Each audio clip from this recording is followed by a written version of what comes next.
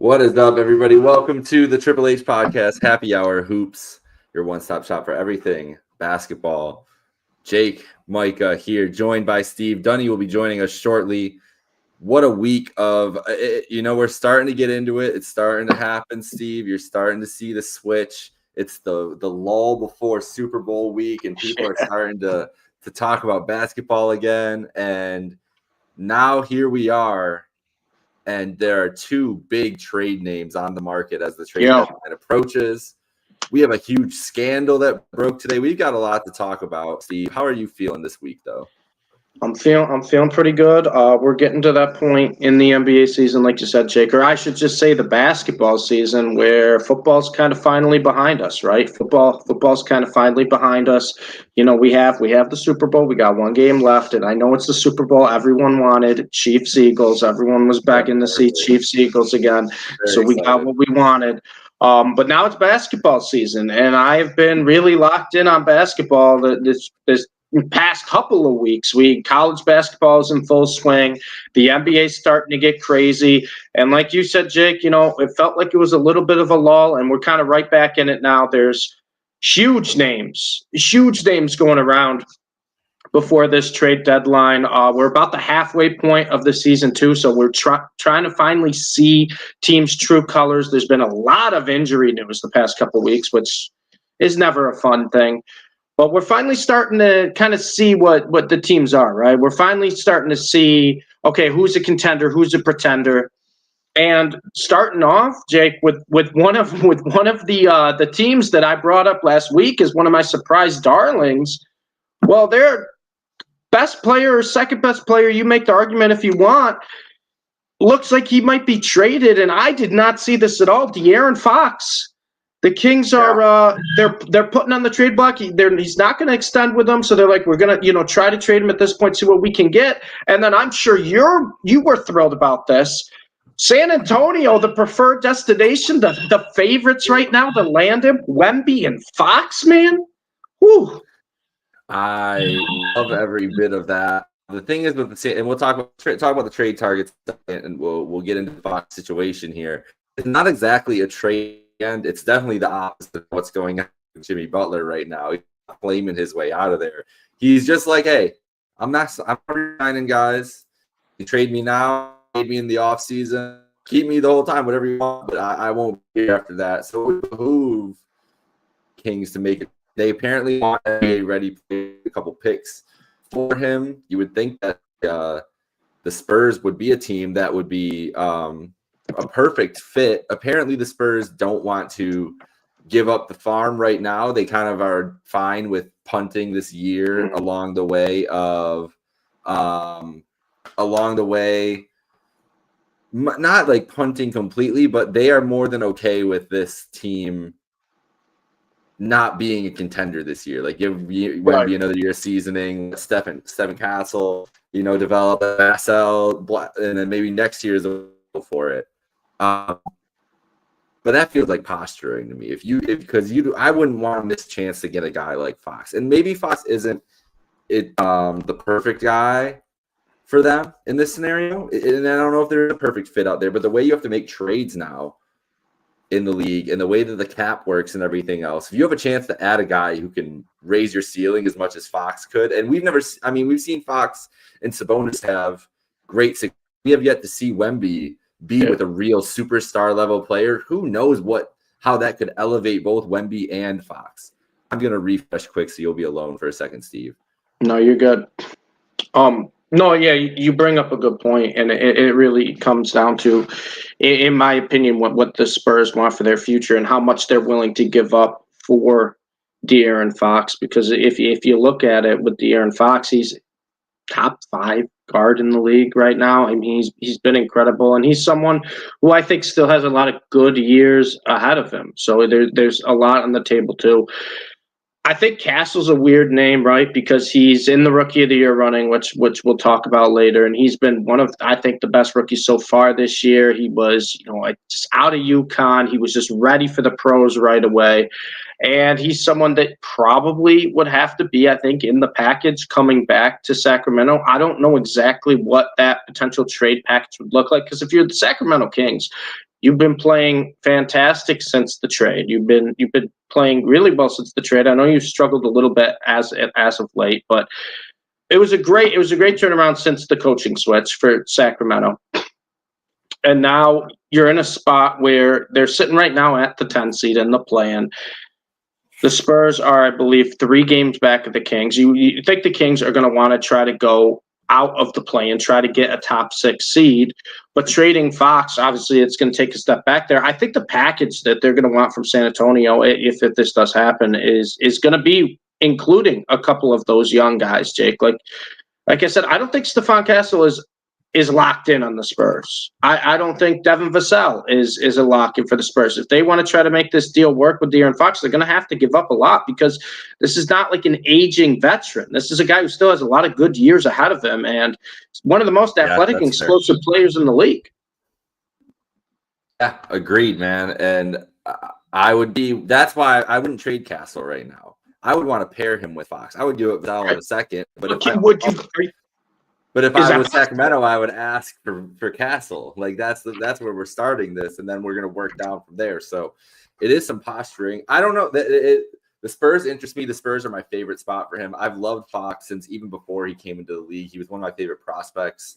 Loved him in Kentucky. So I would really just want him to be. And I've always been partial to the Kings. Honestly, both these teams are like teams that I've always had a warm spot for.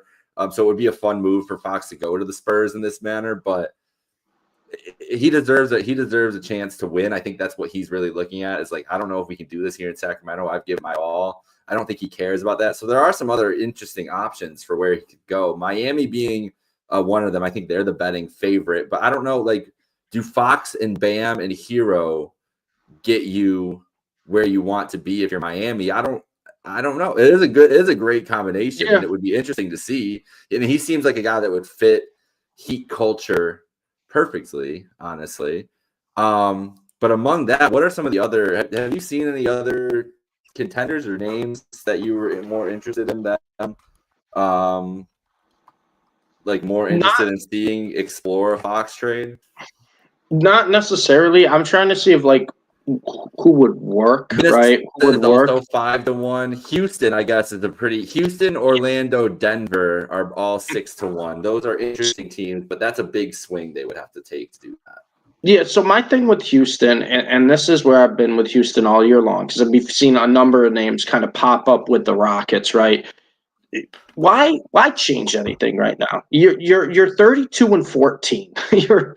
You're 5 games back in the West. Your young players are playing exceptional basketball right now. Thompson being the one who's really, really kind of stepped up this season. But overall, their entire core has been great. And this is a team that, much like the Thunder a couple years ago, feel a little bit ahead of schedule. And you have this young core playing together. They're all super, super young. They're all super talented. And I just don't think trading for a player like a Fox, I know there was talks about, a Jimmy Butler, a Zach LaVine, or whatever it is, right? It just fits their timeline in the sense where I think Houston just has to kind of keep riding it out because they're in a really, really good spot with the amount of young talent they have. And I just don't think you want to not necessarily blow it up, but I don't think you want to trade a few of those pieces to get a guy like this. Now, if they can trade maybe a couple smaller pieces for De'Aaron Fox, then by all means, I'd love to see Fox in Houston because he'd fit perfectly in there too. But the fact of the matter is, Jake, what would it take to get De'Aaron Fox? Because like I said, I don't think De'Aaron Fox is in the similar trade value as some of these kind of aging veterans that we see that are big names ahead of the deadline, but they're also names that it's like, okay, like, yeah, this guy, maybe he's got 1 or 2 years left. De'Aaron Fox, I think he's got a bunch of years left, if I'm going to be completely honest with you. And he's only been getting better his past, 3-4 NBA seasons. I mean, you look at Fox, he's 27 years old, right? So he's still got, I think, 5-6 good years left. Then you have maybe a slight decline once you hit around 33, 34 years old. But in today's NBA, we've seen guys play at a high level into their mid to upper 30s. So if you're Houston, what is it going to take to get a De'Aaron Fox? It's probably going to take Atari Eason, right, would probably have to be thrown in there. You got a guy like a Reed Shepherd who, has a lot of potential, but he's 20 years old. Jabari Smith, which I don't think would have to be in there, but he's 21. And Cam Whitmore, who's 20 years old. But you listen to the guys I'm naming, right? Jabari Smith is 21. Amen Thompson's 22. Cam Whitmore's 20. Tari Eason's 23. And we're not even talking about their big two, Sengun, who's 22, and Jalen Green, who's 22. It's one of the most talented young rosters in the league. You really want to take a few of those pieces away to get a guy? I get it, but I also don't think the Rockets need to, because it's not. They're the 2 seed in the West. Let's call it what it is. They're 32-14. They're the 2 seed in the West. They have a great head coach. They have a great young talented team. They haven't reached their potential yet. Clearly, their young guys are just getting better. I stay the course with Houston. I'm not. I know that it feels like Miami and Houston are always near the top of odds to get these these agent stars, right? But I guess I understand more from Miami's perspective than Houston. Obviously, with Miami, I don't want to say the window's closing, but it's kind of a different situation in Miami where you're trying to push Jimmy Butler out, you're trying to bring someone in. You have Bam, you have Hero, who don't really know what future is going to be like. With your team, with those two, you still got some nice young talent, so you can make a move to maybe try to form a little bit of a big three. But with Houston, I think you stay the course, man. I really do. I agree. I wouldn't mess with that. What you got there in Houston, I wouldn't mess with what you got going on there. I really don't think I would mess with it. Like if Memphis was interested, I wouldn't talk. Denver's an interesting team, but that would have to be Murray or Porter. I don't know if Murray and Fox could play together. I guess they could, both Kentucky guys too. Dunny, what's up, guys? No, he's back. Let's go. So many technical difficulties. Where are we? We're just talking about De'Aaron Fox still here. Do you have any preferred destination for him? We'll go to talk about the Jimmy Butler, who is handling his trade situation much differently. Yes. No, my preferred destination for Fox is Fox's preferred destination for himself. I feel like this is something we were, saying before the season started.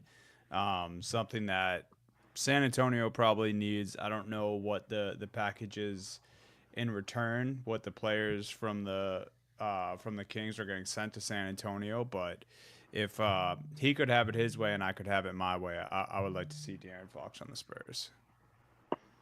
Yeah, we're pretty much in agreement. Yeah. What do you think? What do you think it would take if you had to take a guess, Donnie? I mean, outside of trying to look at making salaries work, I mean, does Harrison Barnes go back to the? I think he would probably be in it. I think they're going to have to get at least Castle or Vassell in the deal. I think it would be Vassell, Harrison Barnes, and I don't know, maybe like Zach Collins and some picks to make the money work. You would love Zach Collins to get traded. He's your street clothes guy, just a throw in and make money work. No, but I really do think that. I think the Kings would push for Stephon Castle. I just don't know if the Spurs would. We'll go with that. I don't think you can if you're the Spurs in that situation. Even if you're getting Fox in return, I think Castle's just shown too much, too promising. Kind of a part of what they're obviously trying to build there, which is youth, defensive, defensive-minded guys. I think that'd be tough, but. Yeah, I don't think it'd be easy for the Spurs to pull off, but I think you try to make a push. If not now, then when? Especially because he mentioned the team's name, right? It's not just Fox is made available. Let's try to make he wants to go there. So right, yeah. I mean, who wouldn't want to play with Wemby? I know exactly.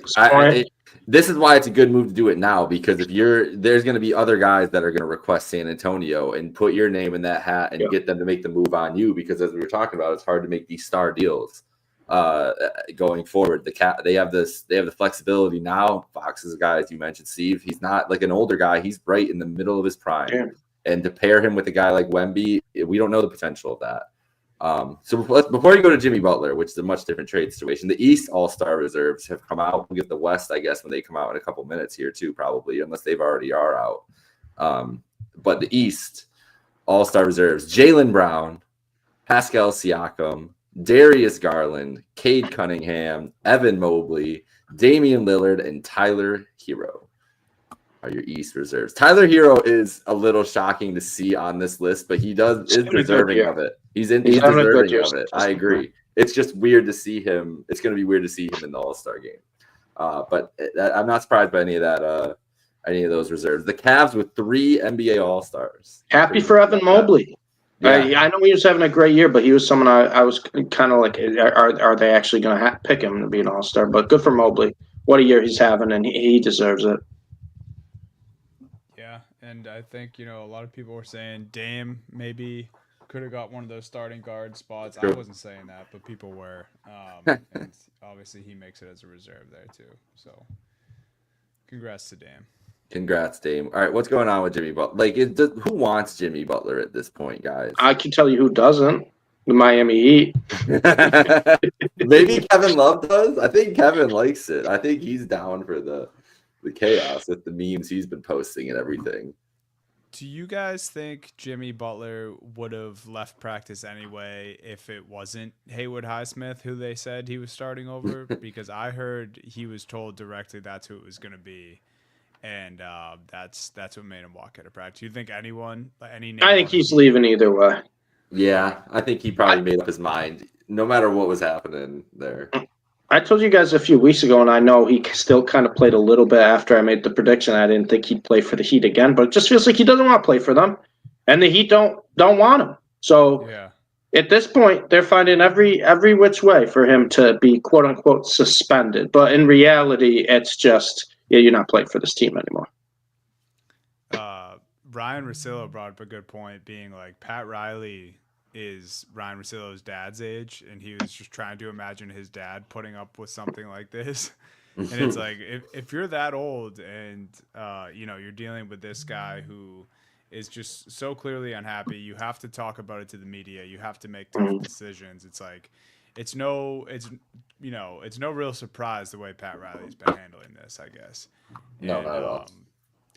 They're both stubborn guys. I mean, Pat Riley, he spoke his mind last year when Jimmy kind of said the thing about, if I was playing, it would be a different series against Boston. And Pat Riley kind of said, if you're not playing, you probably shouldn't be talking on the series. And here we are less than a year later with the same two dudes clearly not happy with one another. I don't know who wants Jimmy Butler though, to answer your question, Jake. Why would you? What is it? When Jimmy was flaming out of teams in 2017, it's like you're getting a top 15 NBA player out of this, and both those scenarios. And Philly wasn't even really a flame out. It was just he kind of saw the writing on the wall there with the Philly situation. But obviously the flame out to move on too. I think they were okay with. Yeah, they were more than okay with it. They were more than okay with it. The Minnesota situation, obviously crazy. It went poorly in Chicago at the end too. But the juice isn't worth the squeeze anymore if you're Jimmy. Like Jimmy's paying like 55 games, maybe a year. You're basically paying for Jimmy. Not this year. Not this year, that's for sure. You're basically paying for Jimmy to be a playoff performer from April to June. Right. But he wants a 4-year extension. And the way that this CBA works now, no team is going to want to give a guy who takes off 5 months of the year and who might get injured and who's already 34 years old with all these miles on him that kind of money. Like it's way too risky. It's not that he's not an excellent player, and it's not that he couldn't deliver for you in that moment, but it's not worth it. Like that's like it's not worth the calculus. You keep the young guys at this point. You pay those guys. There's very few except like Kevin Durant is going to be an interesting thing when his son's deal is up next year. What's his deal going to look like going forward? It's not like LeBron signing 4-year deals at this point. I think Jimmy is just kind of at that point where some athletes get where he thinks he's a little better than he actually is at this point, but that hasn't processed in his mind yet. And the Heat are right. Like the Heat are like, bro, you're not doing this. You're not carrying our team. We need you to be. Right. We need you to be one of us. We don't need this to be the Jimmy show. That's what I mean. Like, what contender thinks they're getting like Jimmy Butler on best behavior? He says he doesn't want to go to Memphis. Memphis feels like the best place for him, though, honestly. And so, but that's the only team I can really think of that's a good fit. I mean, Denver maybe, and the only reason I'd say Denver is because this is a team that doesn't really need him until the playoffs. And if you do get playoff Jimmy Butler for a couple series, a team like Denver can kind of afford that for a guy who's just not going to play much, maybe towards the end of the regular season, just has those games where he could take over. Because in reality, you're right. Jimmy Butler's not going to be top dog on a team anymore, regardless of how he thinks he is, right? He was the third best player at best on the Miami Heat this year before all this started, behind Bam and Hero, who were both having great years. So, I look at it as if there's a team maybe, and maybe not Denver because they just won. Maybe it's a team that's more a little desperate to win. But a team like Denver, I feel like, who's like, it's a high risk, high reward type play for the postseason. And when we see the NBA playoffs, when we see it kind of evolve, it turns into a shrink bench, right? You have about 7-8 guy rotation once the NBA playoff starts. And we say this all the time on here. It's a star driven postseason. You have to have kind of a superstar able to take over games. And Jokic is probably one of the best superstar at doing that. So to have a guy like Jimmy Butler, who has potential to have those 30-point games in the playoffs with him, it seems like something where I think the Nuggets could maybe go for that risk. Not to mention, too, like, they'd probably be sending Michael Porter Jr. back, right? And if you ask Nuggets fans, like, just for a postseason, who would you rather have, MPJ or Jimmy Butler? I could see the argument for Jimmy Butler there. The only thing I'll say to that is the Nuggets better be getting Duncan Robinson back in this deal as well, because they, unless Russ is going to shoot 40% from three all year for them, they're going to need some shooters on this team outside of Jamal Murray if Michael Porter Jr. leaves town. But that might not be a hard sell. I mean, especially the way things are going right now, I was going to say this too, like, Jimmy and the Heat are kind of plummeting his value. So I think he's ruining his value on getting a shot at an extension. I think the Heat are ruining his value at getting a shot of, as many assets as they possibly can back. I mean, you look back to the first suspension and you're thinking they could probably still get a haul for Jimmy Butler. I don't know any team that's willing to give up a haul for Jimmy right now. So I don't know. I like Denver too. Like I would like to see that. I would like to see how that plays out with Westbrook and Jimmy Butler on the same team. That's a lot of personality. But I'm in agreement, Steve. Like, I think in a playoff spot going up against another juggernaut in the West, you probably want Jimmy Butler on the wing as your starting wing, opposed to MPJ, just for feistiness, defensive stuff, and then just a guy who's been there. And Denver knows all about Jimmy. They had a finals matchup against him. Right. True. Golden State, I think sneaky's probably still in this mix, just depending. Yeah, they have to be. They feel like they're in every mix. Yeah, true.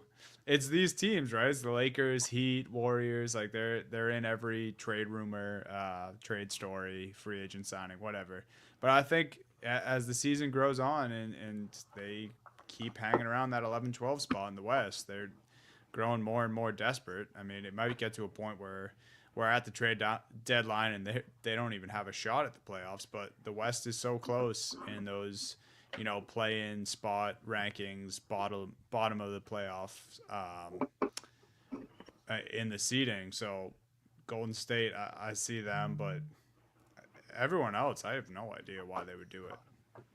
Yeah, I've seen some like Mavs mock trades, and I'm like, there's no way they'd be this stupid. Oh, they can't. I'm like, people are trying to mock that, like the Mavs would trade like a PJ Washington, Daniel Gafford first round picks, and like a I don't know, like a Quentin Grimes. I'm like, no, I don't want that. Nope. I know we're dealing with injuries, but that's not the solution. That's the meme. That's the meme when you're putting the Band-Aid on the water tank that's leaking. You're just going, no, that's not the solution. Yeah, I don't blame you for that. Jimmy Butler be taking a hammer to that thing and just bashing at it until it shatters. Jimmy Butler and Kyrie Irving together would be nightmare, insanity. So yeah, let's not do that. Crazy, man. Do the Timberwolves try to fix everything and bring Jimmy back? I don't know what's going on with the T-Wolves, man. All right. Let's go. Can we How talk? much do you think they regret that cat deal at this point? Well, they're cheap. It was all money. That's the thing too. Yeah. It was so cheap, and you look at Cat and the way he's playing this year. Clearly, a guy who was pissed off about this, and we knew switching for Randall was never going to work for them. It was like, okay, like no matter what, you're not finding a solution to this problem. And Ant, I don't know, man. The Ant thing is interesting because this team is still pretty good, but he hasn't been the same force that he's been, and maybe he needed a Cat by him too. But also, I do think people got crazy going into last year, like with the Anthony Edwards discussion. And this is kind of back to where he probably should be. Oh, yeah. People were saying he was better than Tatum last year. I know, yes. And that is what... like they had him higher than Luka in the MVP race last year. Yeah, it got crazy. And this feels more like this Timberwolves team. Christ. So... yeah. I guess the weirdest part for me is like, and obviously you get more in return for a Cat, but the fact that they were just willing to move off of Cat so quickly and didn't try to get off Gobert first. And maybe they did, but I still think they probably could have done something where you move off Gobert, keep Cat. Like the NBA is about versatility now. Yeah. Gobert is a defensive-minded rebounding guy who literally can't do much of anything else. And the older he gets, the worse he's going to be as a lob threat. So you have this guy who, they're probably complete even on rebounding, and then Cat, gives up some defensive, talent there, but everything else Cat clears on offense. So I think the move probably would have been trying to move off Gobert and, get some smaller assets and this team didn't need to make a splash. Unless there was just some deeper chemistry things going on, right? They were not. They could have ran it back. Year. Yeah, they could have ahead of schedule. And Gobert has a weird contract. He's getting older. Maybe they tried, it couldn't do it, or maybe there's a deeper chemistry issue. But yeah, things are weird in Timberwolves land. Things are weirder in Terry Rozier's land right now. Oh yeah, I meant to say this as the Jimmy piece, but yes. Hit us with it, Jake. When you sent this to me today, I was fucking... Terry Rozier, if you haven't heard today, is under investigation by federal prosecutors discussing whether he manipulated his performance in 2023 as part of an illegal sports betting scheme. They are alleging that he basically just shaved points, just started missing threes, missing shots, betting out, told people to bet on his unders. Not similar, as you put in here, the Terry, Jonte Porter, Rozier. Not dissimilar to that situation, except this is a much more prominent basketball player. This is a guy who's averaged 10 points a game in his career at times. Guy who has the ball in his hands a lot. This is crazy. This is I'm not surprised that these things keep happening because sports betting is literally thrown in I watch Cavs games now on the FanDuel Sports Network. Like I'm literally it is literally inundated in everything you're doing. So not surprised it keeps happening, but this is a high profile case. And I can't imagine Terry Rozier is the only guy doing it in the league at this moment. That's the scary part, right? Because when we heard the Jonte Porter, it wasn't a good thing, but at the same time too, we're like, it's Jonte Porter. Like this is exactly on the Raptors. Like no one really cared. Most people didn't even know he was Michael Porter Jr.'s brother, right? Yeah. So with Terry Rozier, this is a guy like you said who have a 30-point night, average 20 a game. Like this is a guy who's kind of a pretty significant player. Like he's not a superstar. He's not. I wouldn't even call him like a star at this point in his career, but he's a name. He's a household name. He's a guy who can average 20 points a game if he really wants to. So to have a guy like that, and we'll see what happens with this. But if he was, not necessarily throwing games, but intentionally missing, that's just it's not a good sign for who else could be doing it. Because there's some days where we're like, how's this guy 1 for 9 tonight? Like, how's this guy missing? And it really kind of starts to make you think, because we know how talented these guys are, and we also love the competitiveness of the league and the integrity of the league. And sports betting is starting to get in a scary place where the integrity and the competitiveness might be questioned. And that's never a good sign, because you have so many people saying, oh, refs are fixing games, umps are fixing games, this, that, yada, yada.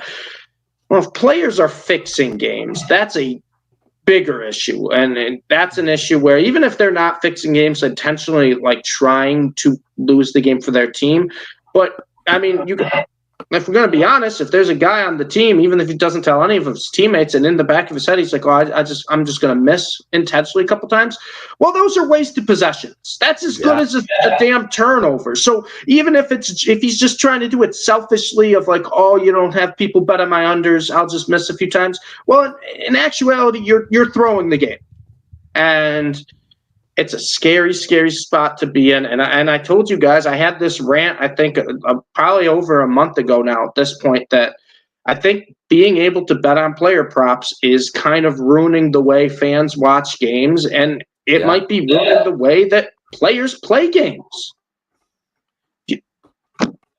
It just is. And it makes me think, even on the other end, even if they're not throwing games, but hey, what if a guy's like, oh, I'm an assist away from a triple double or whatnot, right? Or, I know my buddies took my points tonight, and I'm 24.5, and I got 24, and that guy's wide open there, but I'm just going to shoot this contested 3 in a double team. Like, it's just going to change the way the players play the games, and that's a big, big, big red flag for me.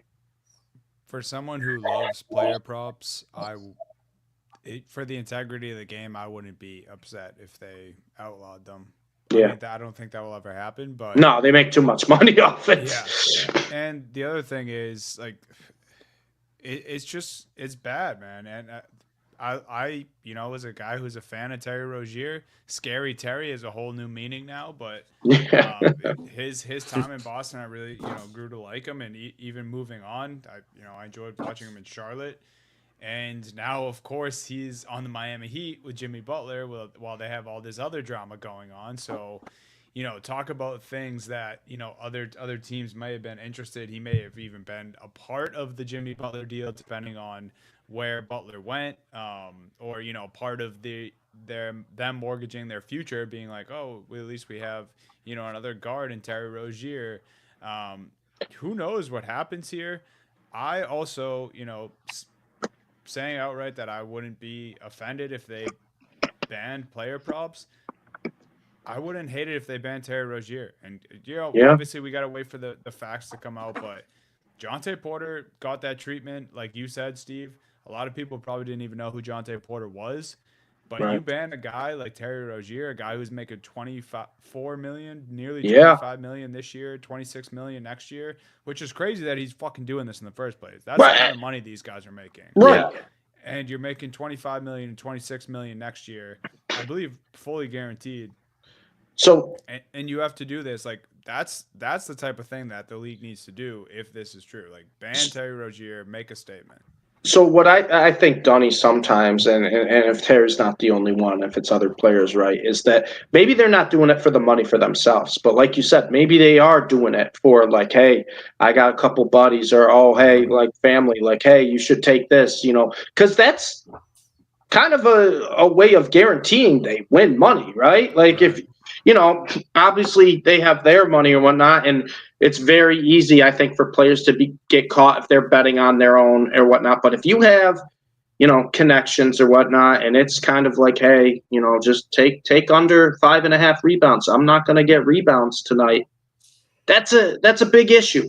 And I have one of my New Year's resolutions, guys, I don't know if you know, was to no more parlays and no more player props, because I got to the point where I just couldn't enjoy just watching a standalone game. And it's helped me so much being able to just watch a game. Like, I'll still bet on a game, right? Let's say like Bulls are playing the Pacers. I'm like, oh, I think it goes over 220, 223 and a half tonight. I'll throw a bet on that. And then that's my only bet. I'm just watching the game because, these player props got just so much, to the point where I'm watching a game and I'm getting mad because the Pacers are up 16 and Tyrese Halliburton's sitting on the bench and I need 2 more assists for him. And I'm like, what? Yeah. Like, it's ruining the way we watch games. And so, I don't know. These player props have brought a lot more bad than good, in my opinion. And like I said, Dunny, I would be shocked if it ever does get completely outlawed, because of how much money they make with it, and not to mention how intertwined the professional leagues are now with these gigantic sports books, DraftKings, FanDuel, etc. But if we see other names pop up, and like you said, Jonte Porter, no one knew who he was. Terry Rozier, pretty popular name. Could you imagine if like one of the like superstars, and I don't want to say any names because I don't want to be the guy like people go back to like, oh, he mentioned his name. Yeah. But if any of the superstars were, in like a scandal like this or got caught, it would ruin the integrity of these leagues. I figured it out, guys. I know who it is. Prime suspect number 1. Bronny James. It explains everything. Oh man, yeah, it's weird times, dude. I really hope, I don't know. It seems like if a story comes out like this, there's obviously some sort of funny business going on. I hope it's not as serious as it sounds, and if it is as serious as it sounds, it might just be in the moment thing, but I think I stand by that. Like I wouldn't be upset if they banned him, if this is me too. True and he was involved in something like this. They banned Jonte. They banned Jonte. Yeah. If you're caught like fixing games or intentionally missing shots or whatnot, for a betting perspective, you have to be banned. They set the precedent, Dunny. And you know how bad it would look too if they're like, oh, Terry's only out for like a year because he's a better player than Jonte. So right, he's a more popular. That would look terrible. You already set the precedent that there's no exceptions. That this is we're taking this very seriously. If you're caught, you're done. And yeah, if it's if it all comes out and he's caught, he's got to be gone. I agree. He's got to be gone. And honestly, I would suspend him indefinitely while the investigation's going on. I wouldn't even let him play in the league right now. Like I would be like, no, like we're not letting this happen. Right. Like, and you do have to be strong about it. You have to like make it a point. So we'll see what happens. Interesting. Let's get through the rest of the news and notes. Injury wise, Jalen Johnson undergoing season-ending surgery to repair his shoulder. Just terrible news. What an awesome season he had, a breakout season. He probably wins Most Improved Player of the Year if he doesn't. Yeah, probably. Yeah, I agree. Just an awesome year for him, and he will force next year. That Hawks team is going to be one of the most interesting teams this summer, I would imagine, with all the pieces they have and the young guys and everything. LaMelo is going to get reevaluated in a week with an ankle injury. LaMelo also snubbed from this All-Star. Maybe it's because of the injury. Maybe I think it's injury related. You think, right? That's probably the hero spot is LaMelo because he's been awesome this year. But LaMelo, that ankle is always bothering him, so we'll see. And Anthony Davis with an abdominal muscle strain. Davis has been cooking this year, so hopefully he gets healthy and everything. And the Western Conference All-Star reserves have been named, guys. Before we get on to the rest here, Anthony Edwards, Alperen Sengun, James Harden, Jalen Williams, Anthony Davis, Victor Wembanyama, and Jaren Jackson Jr. What a front line there. Those last 3 names. I hope they're on the floor at the same time at some point. And Jokic. Put all 4 of them out there. Yeah, right. Bron as your point guard. What a lineup you could get. I mean, that's awesome. Congrats to Jalen Williams and Jaren Jackson and Sengun too. guys who all really deserve their flowers this year, younger guys coming up. James Harden being an all-star this year is not something I would have imagined, though. That's the most shocking all-star out of all of them, out of all 24. James Harden is the most shocking. He is balling. It is. It's just never would have imagined that. No. Not at all. Crazy. Shout out. All right. Well, playing well this year.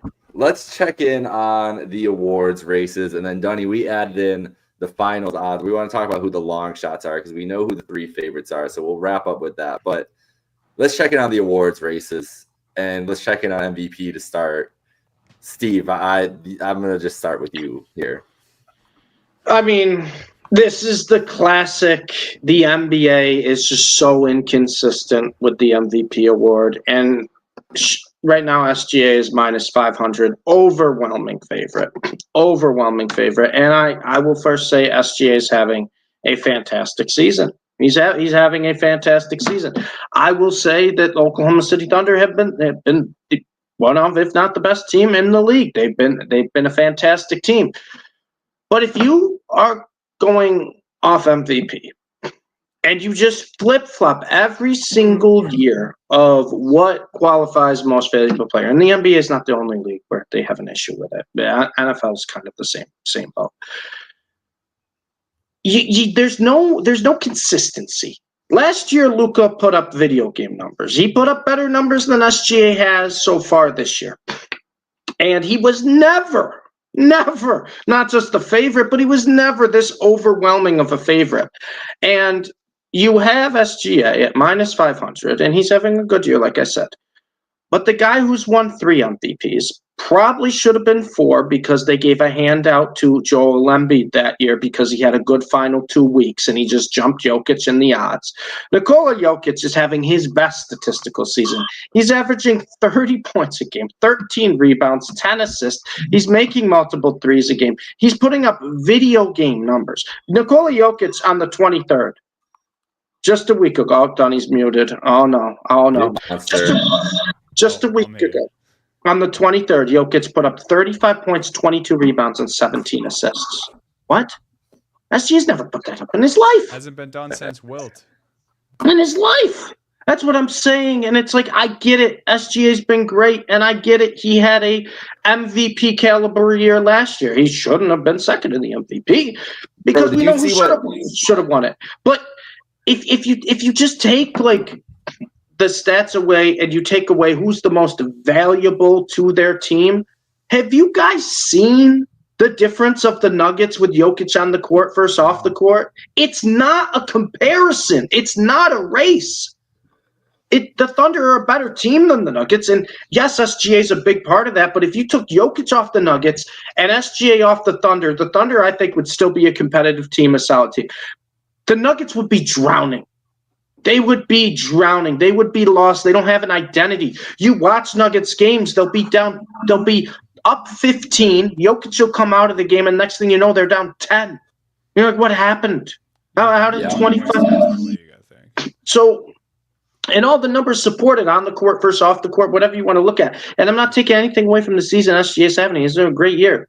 But the fact that he's minus 500 is just blasphemous. And to my opinion, it's how fixed this NBA award is. And I know SGA scored 54 and then he scored 52 the other night. Like he's putting up those type of, big games you need to have it. I mean, we're not going to talk about when Luka did that last year, but it's not a big deal. Not a big deal. We're not talking about what he did against the Hawks to score 73. It's not a big deal. I'm not going to talk about that.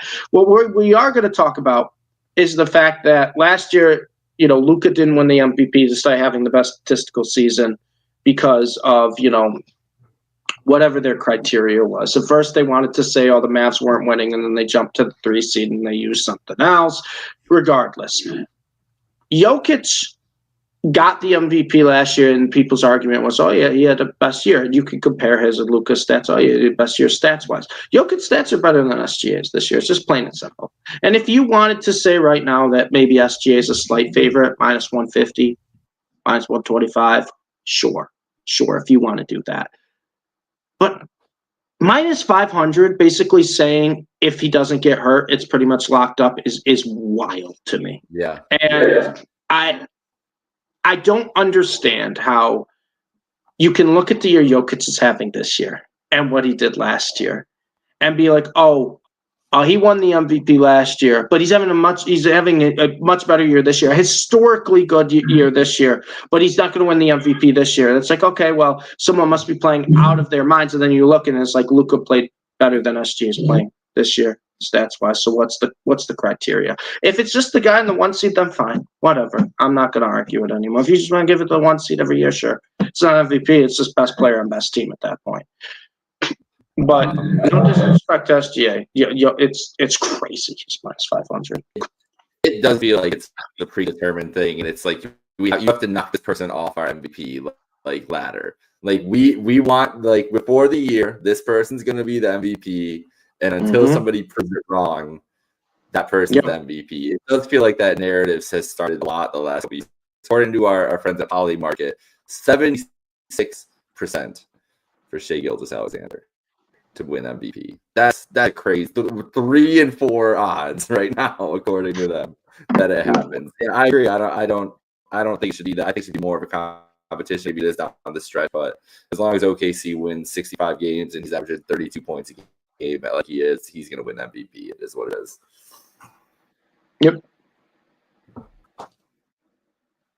You're muted, Donnie. I don't know how I keep doing this. Yeah, no, you guys kind of summed it up there. It's strange. I think the MVP. I think Jokic broke people's brains. Yeah. I think he really did. I think it's gone sideways ever since they fucked up and didn't give him that one that they gave to Embiid. And I don't know if it was league executives or just the media or some fans. I don't know if they thought Jokic was kind of a fluke that was only going to last a few years because of the way his body looks and how big he is. And maybe they didn't think he'd be able to keep it up, but he has. And I think if I had to vote, Jokic would be the MVP for me right now. But, minus 500, weird stuff. But yeah, that's where we're at with MVP. SGA is probably gonna win one. All right, let's rip through these ones and let me know if you guys are surprised by any of these or where you think they are. We got Rookie of the Year, Kelly Ware, plus 130. They should plus 350. Okay, you're right away. Ware's too high. I think they should change this from the Rookie of the Year odds to which rookie's having the best week odds, because this has been changing. I know, it feels like every week, and it's just the guy who has the hot week. Yeah, Kelly Ware has had 3 straight, I think, 20-point games last week he did, or at the week before, I can't remember. But yeah, he was playing well. There hasn't been a clear cut, right, in terms of who's been the best rookie all year long, and obviously, there's been injuries to that too. Stephon Castle, I think, has been probably the most consistent. But you got to bring up Jalen Wells for the Grizzlies. He's probably been the one who no one talks about because he's not a household name, but probably been the most consistent on a game-to-game basis. He's never going to score probably like over 20. I think he had a 30-point game this year, but Jalen Wells, he's just doing what he's doing. He's averaging about 12 points, 3 rebounds, 2 assists. No one's really stepped up to this point. But Kelly Ware being plus 130 is crazy, because we're going to check this next week and he's probably going to be 6th on the board. It's just because he had a great stretch. And I'm not saying he's having a bad year. He's not even on. If you go to Poly Market, he's not even on the list yet. Like, they haven't even updated the thing for exactly. He's just had the best week. He's just had the best couple weeks. Yeah. It literally is recency, because his stats over the last 10 he's averaging. Vegas just doesn't want everybody to flood in and bet him plus 20,000 or whatever coming into the week. They're like, we gotta put this way low. It's crazy though. Yeah, he's shooting 50, 40, 85 and averaging a block and a half a game over the last 10 games. So he has been playing incredible lately, but I kind of in agreement with you, Steve. Jalen Wells, I think, should be higher here. His odds should at least be better, just because the Grizzlies are successful. And he's actually a big part of that. Edie's actually right behind him. Yeah. Maybe that hurts them, right? Having 2 rookies on the same team. I think it does. I also, Castle's tough because I thought the Spurs would be a little better right now. He also started slow. Mm-hmm. But yeah, we'll see. I think this is one that's ever changing. I kind of get it. It's probably hard to, keep the odds updated in a solid way with this because rookies. This is what rookies do. Like they do kind of play week to week. Their minutes can go away depending on injuries. Their minutes can increase depending on injuries. So I think this one's a little tougher. But yeah, it's for sure recency bias with Claire Ware, who I've been fucking enjoying the hell out of watching. Yeah. I've been tuning into Heat games on League Pass just because to see the drama and see if Jimmy is or isn't out there and to see what the rest of the squad looks like without him or if he's playing, if he's, kind of mailing it in. And he's been a pleasant surprise. Like he's the guy to watch on the Miami Heat over the last month or so. It just feels like Messi from New Orleans, where it's like, oh, he had a couple good weeks, averaged a double-double. So look where he is rookie year, and the next you don't hear his name for a month. Yeah. I just sadly let go of Messi on a fantasy team because I was like, it was a great couple weeks we had, great run. Like, we get 10 ads in this one, so it's just like, buddy, you're not making the cut. It has been a weird year. A lot of guys on teams that are just like not a lot of the guys from this class not balling out right away, but contributing to their team right away. So that was a good draft for that. I'm going to jump around here on our list because DPOY, it's Wemby minus 750. He's pretty much got it locked up. He might have it locked up. They should change the name of that award to the Victor Wembanyama Award. Yeah, unless he gets voter fatigue. He should have won it last year. And he's going to win it this year, no doubt. When doesn't he win it, barring an injury? I don't know. He's going to win like 10 of them. It's going to be nuts. Mobley is like, I can't, I just had it up here. Mobley is not, I think he's the second closest and it's like 10-1 maybe even more than that. Sorry, I have it up here. Let me see. On DraftKings, he's plus 1,500. Yeah, Poly market, it's 85% to 5%. What might be at 85, Mobley at 5. So that one's pretty much done. The most improved player, Norm Powell, is the slight favorite at minus 120. Can I just say this about Wemby real quick? Oh, yeah. He's averaging 7.6 stocks a game. That's fucking crazy. That's insanity, dude. Like, what? Like, how many years go by before he averages under 6 stocks a game, do you think? Like, he needs to stay healthy because he'll win 12 straight Defensive Player of the Years. Yeah. Do you think there's De'Aaron Fox needs to get there now? I know you want to be patient, San Antonio. We don't want to be patient anymore. Wemby's going to be that Michael Phelps picture, but instead of gold medals, it's just going to be Defensive Player of the Year awards. And eventually probably some MVPs. Do you think, because obviously we haven't reached Wemby's prime at this point, it's his second year in the league. Do you think there's a season he averages over 10 stocks? Yes. It's possible. It's definitely possible. I don't think like a 6.5 blocks, 3.5 steals is out of the possibility, bro. I don't think so. That's insane. It's insane what he's. We're just biding our time until Wemby takes over and wins like 8 NBA finals. Like that's where I feel like we're at this point. I did not mean to cut you off, though, Jake. I know we're moving on to. Oh no, that's all right. The most improved player is right down the middle there. Minus 120 for Norm Powell. Plus 170 for Cade. On Poly Market, it's 45 to 45. It's split up right down the middle. Who else is on there? Dyson Daniels and Wemby is what I have here for Poly Market. What do you have on the odds? So Tyler Hero's plus 1,000. Mm-hmm. Evan Mobley's plus 1,800. Amin Thompson's plus 2,000, and I don't know why his. I love that pick. I love that. I love that. So I think Powell's the favorite right now. Norm Powell's averaging 24 a game. I was going to say 10-point improvement has to be right, but we kind of always knew Norman Powell was a bucket. He was just kind of an off the bench type of bucket. Obviously, most NBA fans know Norman Powell if you follow the NBA regularly, but if you're someone who just tunes in to, the big games of the playoffs, you never really heard of this guy, right? He kind of has flown under the radar his whole career. I hate that guys like Cade Cunningham and Wemby are in the running for most improved. To me, yeah, they're going to get better as their career goes on. Obviously, it was his rookie year. But you can't have a guy who won Rookie of the Year become most improved. Like, I'm sorry. Like, it doesn't make sense. In my opinion, most improved should be a guy who was kind of a role player, kind of on a bench. And then either he got an opportunity or he just kind of found something. That was the main argument I had with Kobe White last year, where I was like, Kobe White was kind of considered almost a bust. We were getting near that, territory. And then we were like, who's the best player on the Bulls every night? Is it DeRozan or is it Kobe White? Norman Powell is having that same conversation on the Clippers. You got Paul George, who's gone. You got, Kawhi, who is playing 20 minutes, if that, and has been, he's played eight games, right? And then you got James Harden, who's having a good year. But most games you watch the Clippers, like, hey, Norman Powell's probably their best player tonight.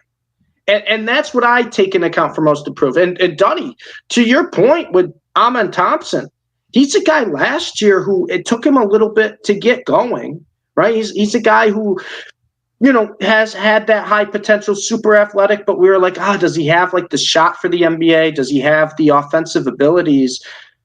And I'll tell you what, this year, the stats will probably catch up in the second half of the year. He just had a triple-double against your Cavs, Jake, where he played unbelievable in that game. Yeah, he's been averaging almost like the past couple of weeks, almost 20 points a game, pretty much averaging a double-double. I mean, this is a guy on the year, 13.5 points, 8 rebounds, 2 assists. And I get Cade's having a great season. I understand it. But we thought Cade was going to be a superstar, right? He's the number 1 overall pick, Rookie of the Year. Like, This is a guy like – it's not shocking most improved. The fact that Wemby's not most improved is the dumbest thing I've ever seen in the world. Who didn't think he was going to improve? That's a good point, Steve. Like, guys who went first overall shouldn't be eligible for the award. No. Guys who got 1 first overall or 1 Rookie of the Year, what are we doing? So a guy like a Norman Powell, a Dyson Daniels is another one too. They fleeced New Orleans in the deal. Dyson Daniels has been incredible for the Hawks. Not just, offensive. He might be one of the best on-ball defenders in the league. You talk about Wemby with his stocks. Dyson Daniels' steals it's broken, and no one knows about it. And to your point, Dunny Thompson being 21 is blasphemous in my opinion. I mean, those are the guys I look at for most improved. I think Powell should be number 1 right now. I will agree with that and well deserved. But Cade too just doesn't make sense to me. And I think Cade's having a great year. Shaq and Charles actually just said on TNT that they think that Norm Powell was the biggest All-Star snub, and that's not a bad take. Yeah, no, I mean, not at all. He's been balling. I think it's weird because I was gonna say I feel like he's also so high on the most improved because of the Clippers' success, and no one expected them to be playing this well. Yeah. But Amen Thompson, the Rockets are the fucking 2 seed. Like, right. No one expected that either, and he's been a big part of that, especially as of late, where Jalen Green's been struggling. Yeah, while we're here, because this is probably the only time I'll be able to talk about Amen Thompson on this episode. What he did against Boston, and I know he'd been doing it for a couple weeks, so it's not just that one game, but I was fucking in awe, man. Like, this is a guy who is getting out in transition, having no problem, not locking up because they both kind of got theirs that game. Well, Tatum didn't in the first half, but like he was not afraid of the Jays assignment. He was all over them. And then what does he do? He hits a game winner in the TD Garden over Jaylen Brown, and probably had one of the best quotes of the week. He said, Dylan Brooks came over in his post-game interview and said, I knew that was going in. He was like, that was my first game winner. And he was like, I feel like Kobe. And then they started laughing like this. He's a guy who's great for the NBA. And I agree with you, Steve. Like, if we're talking, futures that you might like to sprinkle, I think 20-1 Amen Thompson. If he keeps it up, especially, and the Rockets keep climbing and the Clippers, have a lag here in the season, they start declining. I don't mind that. Yeah, and he's a guy too. We kind of saw him improve a little bit last year in the second half, where a disappointing start to his rookie year. It really was. And then kind of the last 20, 30 games, he really started kind of getting more minutes, playing better. And now we saw it this year. And Dunny, you look at his past month, I mean, he's looking like one of the best players on the Rockets. Yeah, he's been one of the better players in the league in the last month. Yeah. All right, let's speed through the last three here. The big favorites for the sixth man, Peyton Pritchard, -140. Kenny Atkinson for Coach of the Year, -300. Jokic for Clutch Should be Player, -8,000. -170. Yeah, Kenny's gonna win that. I'm pretty sure. Kenny won it. I mean, he's winning that. Yeah, Kenny is gonna win it, but shout out Ime for the same reason. All the things we just talked about the Rockets. He's second. Obviously, I don't think that should be a surprise. It's funny that JB Bickerstaff's third. I mean, that is kind of the coach swap there. Kenny Atkinson, though, no, obviously he's gonna win it, but Ime, I think, does deserve a little shout out there. Dunny, I'm sure you disagree with six man Pritchard. No, it's funny because I don't think he would win over any of the guys we talked about, but I think he honestly probably his name could be in the most improved section there too. Agreed. I think he won one or the other. Right? Like, yeah, one or the other for sure. I think he's a sixth man of the year. It makes a lot of sense. It has been a rough couple weeks. Are you guys cool with these odds for him? I'm actually kind of surprised he's this much of a favorite. Well, who else is there? DeAndre Hunter. I mean, it's Hunter really, and Amin Thompson's +800. He's here also. And he could start climbing, and he could start climbing towards the end of the year. But it's been a really good couple weeks for Thompson. But I mean, Pritchard started off way better than him, so he's got a little bit of a head start on him. Do we think Hunter too might start now that Johnson's out for the year? Maybe the Hawks kind of move their lineup around too. Yeah, you could see that. Nas Reed is 10-1 there. Yeah, Nas has not been as strong as last year, unfortunately. I think him and Cat were a good tandem as much as anything. Let's do the final stuff next week, guys. Let's save that because I want to get into a good convo about the long shot teams because I do think they are the three favorites that we have listed, but I don't think it's like a dominant favorite going into the playoffs. So I kind of want to save that for this year. So can we spin the wheel? Let's spin the wheel. Let's see what we get. One thing I'll say about that is I think your Cavs odds are disrespectful, Jake. Dunny, on DraftKings, the Knicks have lower odds than the Cavs right now. That's wild. So, they're really playing the markets, huh? Really doing it. All right, let's get this wheel. Let's see what we got.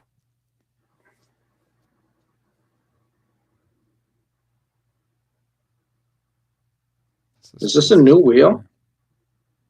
We used this one last week too. Oh my god! Of course, it's the fucking Rockets, bro.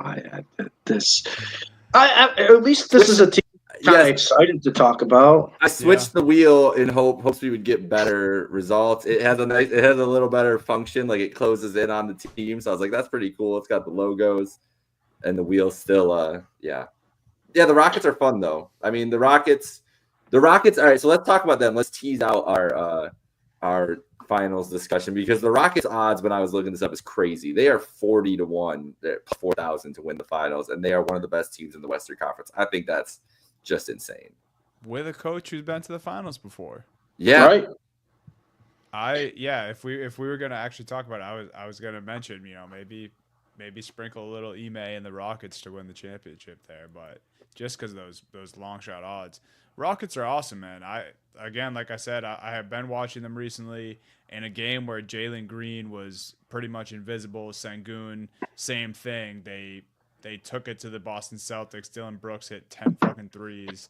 Amin Thompson went absolutely bananas. And yeah, like the fact that they have the three-headed monster of Tari Eason, Dylan Brooks, and Amin Thompson, and just what those guys are able to do athletically, defensively. The Celtics beat up on the Rockets in Houston, but they didn't have Thompson or Tari Eason.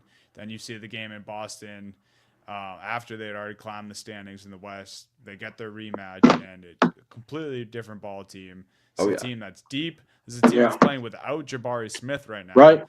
Because when I was watching, I was like, oh, this team, they have a weakness. Steven Adams, when he was out there, they were putting him in all sorts of screens with the Jays, and they were kind of getting exposed. And I was like, oh, wait, they have Jabari Smith on this roster too. So it's crazy, man. I really enjoy watching the Rockets, and shout out Ime Udoka, man.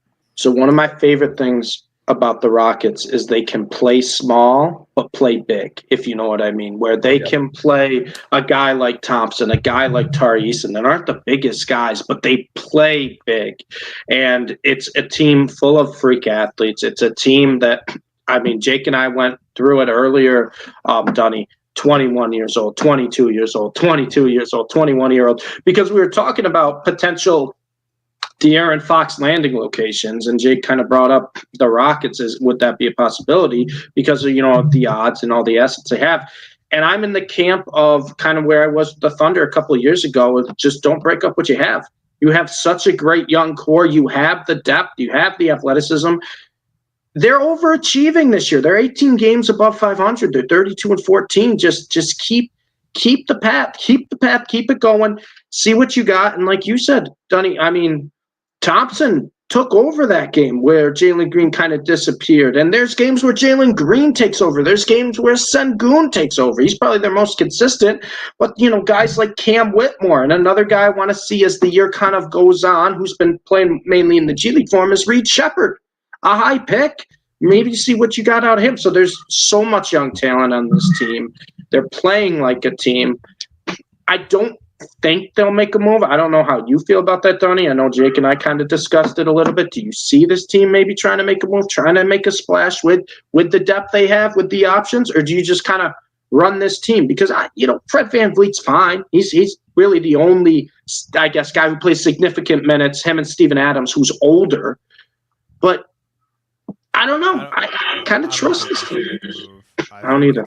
It's kind of similar discussions we were having about the Thunder last year, right? Like a year or two ahead of schedule. Mm-hmm. You know, if it ain't broke, don't fix it.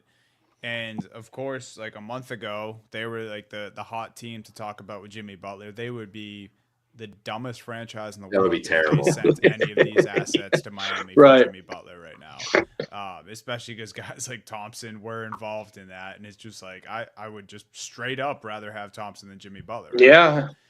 And I think you're right. A name to bring up would be VanVleet, just for contract and age purposes. Like if you can move off him, I don't know what the market looks like for that, and I don't really know what you get in return. But if they were going to make a move, maybe something like that, where they can keep this core, get even younger at the guard position. Like if there's something, I think you guys were talking about this when I came in. Like maybe is this a De'Aaron Fox landing spot, and they make the money work with VanVleet, and they ship out picks and maybe a rotation piece. But that's still a little scary to me. I think they'd have to give up too much for Fox. I really do. Yeah. And I think you just leave it alone at that point. I think you ride this out. I mean, they're the 2 seed. Like they're the fucking 2 seed in the West. 5 games back. Only 5 games back of the Thunder. It's crazy, it's man. pretty much the difference between the Cavs and the Celtics in the East. Like this team's legit. I would say I'd love to see Fox on this team if they could make it work. I don't think they should. Fox. Honestly, any of the teams Fox can go to at this point would be a really fun addition because he's a guy who I think elevates you immediately. The West is going to be fun. The West is going to be a battle. If Fox joins this Rockets teams, there might have to be like a warning for people over the age of 60 to watch this group because of how fucking fast they are. Yeah. Watching Tari Eason and Amon Thompson on the break. It's so athletic, man. Oh my god. And adding Fox to that, it's like it'd be like a blur or like strobe lights on your screen. Crazy. I guess that was fun that the Wheel gave us the Rockets. Yeah, good job, Wheel. Good job. No, good job, Wheel. He's not sold yet, but satisfactory effort by the Wheel. Admirable. Okay, good effort. Good effort, Wheel. C. Not a good job. Going letter grading, get a C, Wheel. I'll give you a C+. I'll give you at least a plus. But we'll be back next week. We're as we announced the All-Star reserves. We're getting towards the All-Star break. Standings are shaping up. It's gonna be a crazy couple weeks here. So stay locked here at Happy Hour Hoops. We'll see you next week, folks.